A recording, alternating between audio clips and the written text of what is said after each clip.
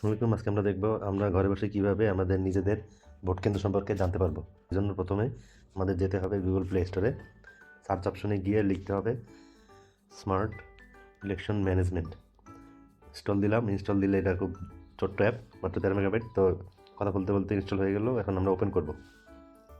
Open করার পর প্রথমে ল্যাঙ্গুয়েজ সিলেক্ট করতে হবে। আমরা ইংলিশ নিলাম, এলাও। এরপরে হোম পেজে 13 পার্লামেন্টারি ইলেকশন সামনেই আছে, আমরা এখানে ট্যাপ করব। ট্যাপ করার পরে একদম নিচের অংশে ফাইন্ড এ ভোটিং সেন্টার, এখানে যার যার তথ্য দিলে তারপরে আমাদেরকে ভোট কেন্দ্র সম্পর্কে দেখাবে। তা আমি আমার তথ্য দিচ্ছি।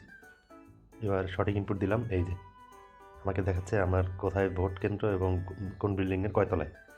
সবচেয়ে আকর্ষণীয় বিষয় হচ্ছে ডিরেকশনে ট্যাপ করলে গুগল ম্যাপ থেকে আমাকে দেখাবে আমি কীভাবে আমার বর্তমান লোকেশন থেকে ভোট কেন্দ্র পর্যন্ত যেতে পারি। এই যে এখান থেকে গাড়ির রাস্তা 1.3 কিলোমিটার, হেঁটে গেলে 17 মিনিট। এভাবে আপনারাও প্রত্যেকে জাতীয় পরিচয়পত্রের নম্বর এবং জন্ম তারিখ দিয়েই যার যার ভোট কেন্দ্র সম্পর্কে জানতে পারবেন।